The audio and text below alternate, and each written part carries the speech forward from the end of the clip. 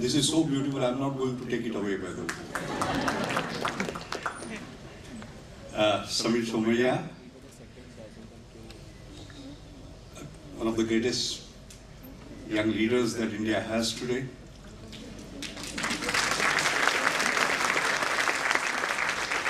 Professor Rajshekhar Pillai, whom I had the pleasure and honor of knowing for so many years, including when he was the chairman of University Grants Commission. Shri Ranganathan, again, we have had wonderful interactions and work together. Shri Jagmeet Singh Ji,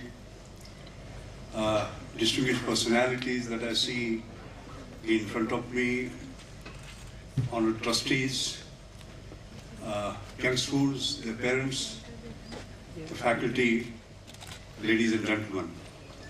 First of all, Samir, thank you very much for having me today. It's a very, very special day, the 60th Foundation Day. The Diamond Jubilee is getting completed.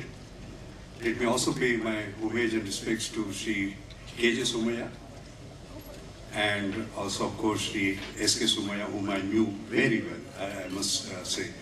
And now the next generation, Samir. I think what they have done is fantastic. Realizing the importance of education so early and giving that opportunity to create for themselves a new future is something wonderful. And it was such a joy to go around today. Because great institutions require two things. One is ambience. There has to be a great smell. And second is ambition. One without the other will not do. And I must say, I found both ambition and ambience. So that's wonderful. And my congratulations. I think being a scientist, I must start with the equation, isn't it? Otherwise, I'll be disappointing you. So here am I. There's a discussion about what is the greatest equation that has been created by scientists in the history. So somebody said, of course, Newton's law.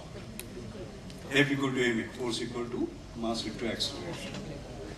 Somebody said, no, it is Einstein. E equal to mc square. E is energy, m is mass, and c is velocity of light. I was sitting quiet. Somebody came to me and said, come on, you're not saying anything at all. I said, neither Newton nor Einstein. So they were surprised. So what is the greatest equation according to me? I said it is E equal to F. So what is E? Education. And what is F? Future. Education equal to future.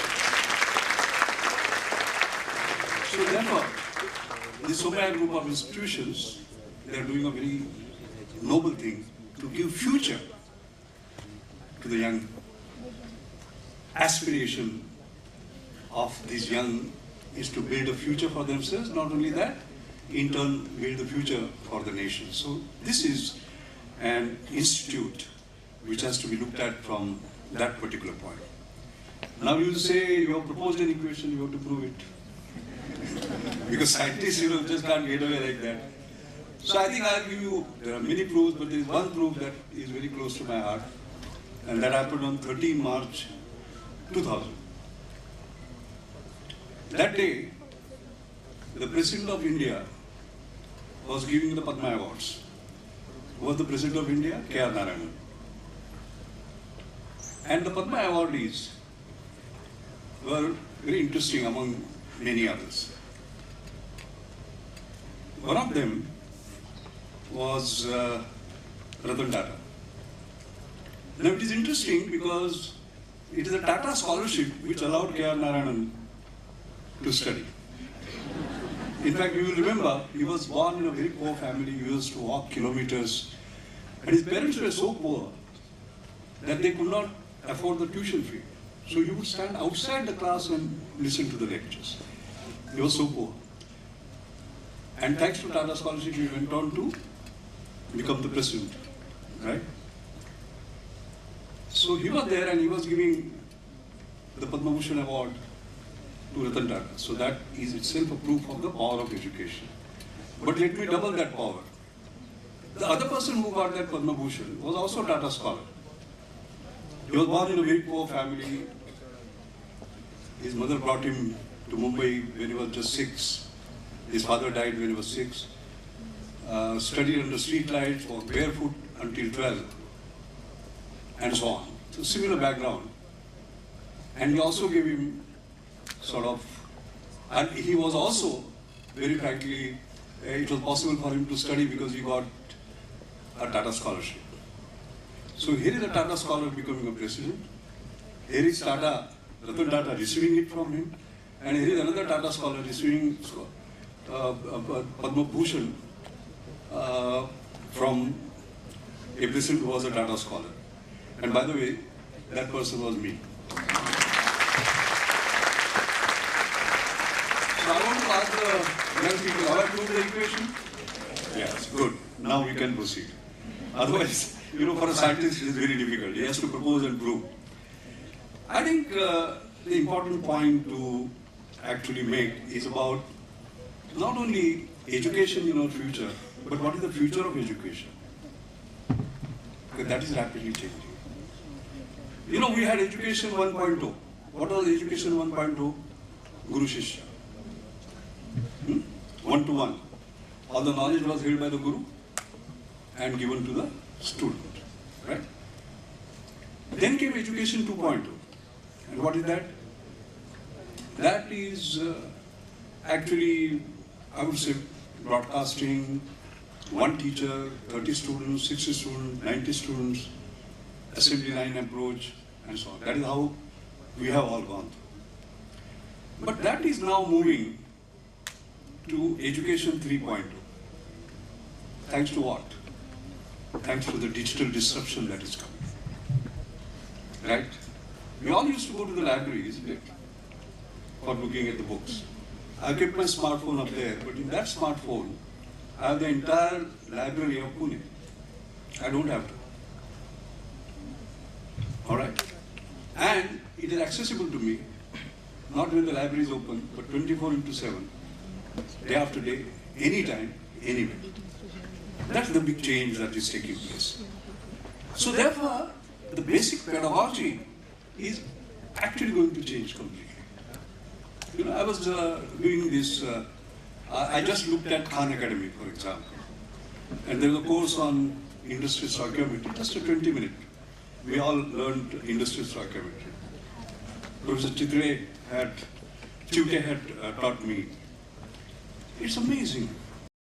Within that, not 20-minute, 18-minute film, entire concept was clear to me in terms of industrial stoichiometry, the fundamentals. And the way they had used the media, including voice, text, video, and the rest of it was incredible. Now just imagine, I could understand within those 18 minutes what my Professor Chivte could not explain to me in 18 days. So if I go to a class the following day to learn industrial stoichiometry, and the usual chalk and talk is being done, I'll be more stiff, as a matter of fact. What it means is that the students are going to be more informed, more intelligent than the students, than the teachers. Okay? In fact, I went with Rajshekhar recently. I was talking about some smart gels, stimuli responsive gels, which is my subject. And the abstract was, of course, distributed in advance. It was for the 12th standard student. Honestly, I'm not ashamed to admit that 50% of the questions that they asked me, I could not, because they had studied everything. So I think something the greatest challenge is going to be that previously we used brain as a storage, learning by rote. Now brain will be used as a processor. This is the fundamental change that is going to come. So it is not about collecting the dots of information, but connecting the dots. We have to teach the students now how to correct and then reproduce and so on and so forth.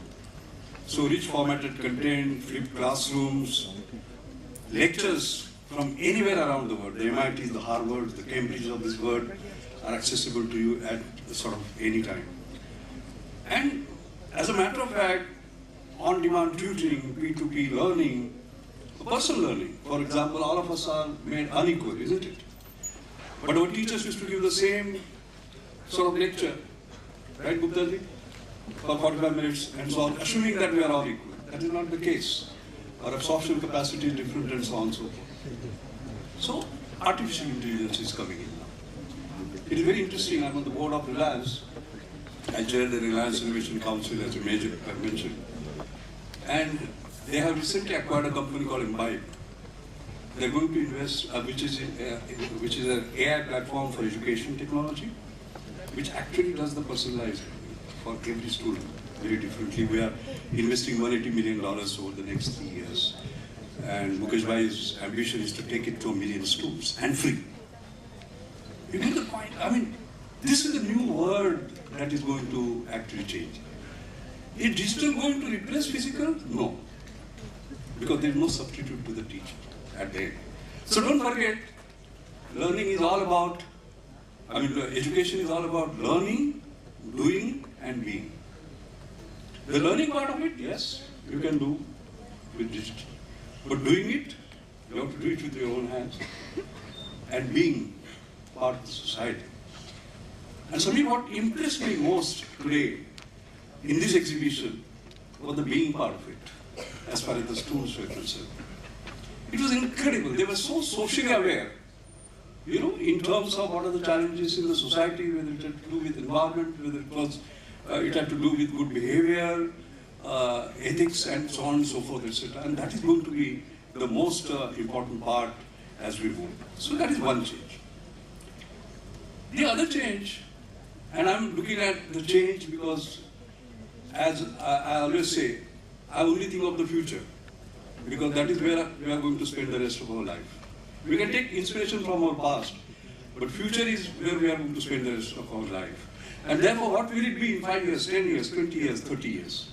What will it be when we celebrate the centenary year in 40 years' time?